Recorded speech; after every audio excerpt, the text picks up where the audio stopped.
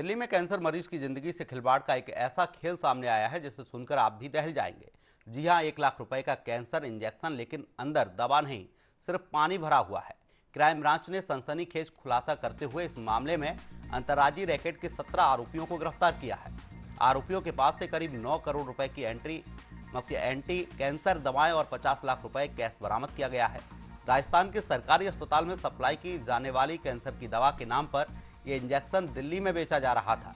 Crime branch ने दवा supply बनाने वाली कंपनी के जरिए जर्मनी के मर्क लैब से जांच करवाई, जिसमें पता चला कि कैंसर से लड़ने वाला मूल इंग्रेडिएंट शून्य था।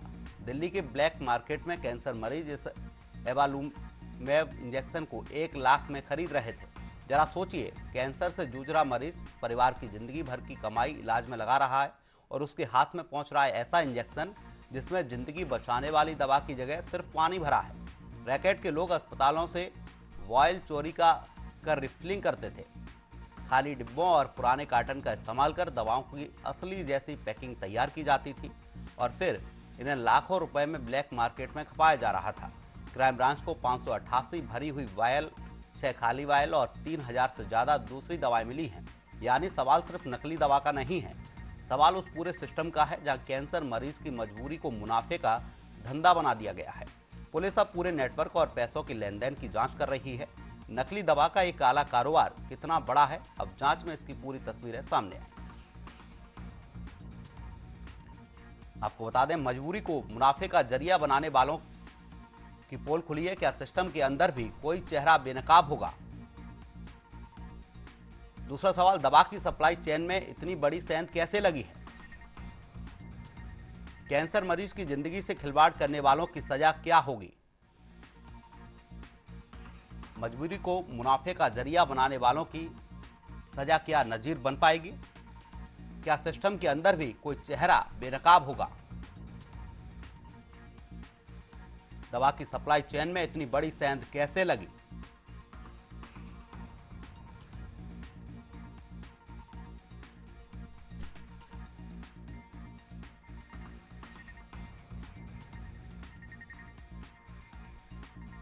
बहुत ही गंभीर विषय है और दवा अगर नकली हो तो पेशेंट की जान बचाने के बजाय सीधा जान ले लेगी। तो ये गंभीर विषय है और इस पर संज्ञान यहाँ के ड्रग विभाग को भी लेना चाहिए, कड़ी निगरानी करनी चाहिए, क्योंकि अभी तक ऐसे मामले छत्तीसगढ़ में तो निकल के नहीं आए हैं, लेकिन संभावना से इनकार भी नहीं किया जा सकता। इसीलिए हम भी निवेदन करेंगे ड्रग विभाग को इस पर और अधिक सतर्कता के साथ जांच बढ़ाए अपनी, ताकि नकली दवाएं छत्तीसगढ़ में कम से कम ना निकले। तो छत्तीसगढ़ में हमारे यहाँ पर इस तरह के मामले आज तक पूर्व में भी नहीं आए हैं और आशा यही रहेगी कि इस तरह का ना हो। पर चूंकि हमारे यहाँ पर अभी वैसे देखा जाए तो कैंसर के 2-3 ही इंस्टीट्यूट हैं और हमारे यहाँ हमारे विभाग जो ड्रग एंड कॉस्मेटिक मतलब डिपार्टमेंट वाले हैं वो समय समय पर इस तरह के सैंपल लेते रहते हैं और जो भी इसके डीलर हैं उनके यहाँ जाके उनकी सेल परचेज का रिकॉर्ड लेते रहते हैं। तो मेरे को ऐसा लगता है कि छत्तीसगढ़ में तो इसकी संभावनाएं कम है। बहुत गलत चीज है। कैंसर जैसे बीमारी के लिए गवर्नमेंट को सजग रहना चाहिए और ये मिलावटखोरी का काम जो कर रहे हैं बहुत गलत काम कर रहे हैं। इन पे ऑफेंस बनना चाहिए और इन सबको अंदर करना चाहिए।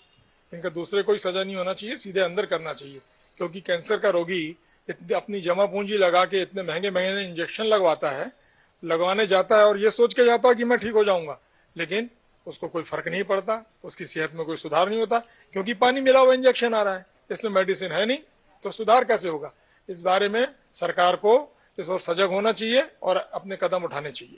तो देखिए, निश्चित तौर से बहुत ही जघन्य अपराध है, इसको ऐसे नहीं करना चाहिए। बहुत से गरीब होते हैं, अपनी जो है जमा पूंजी पाई रख के और फिर इलाज कराने जाते हैं, वो एक अच्छा इलाज मिले, ना कि उसमें कोई भी मतलब धांधली हो, पानी मिलाए, ये सब। इसमें क्या है, सरकार को मतलब इसको ध्यान देना चाहिए, संज्ञान लेना चाहिए और इसमें सख्त कार्रवाई होना चाहिए जो ये कर रहे हैं।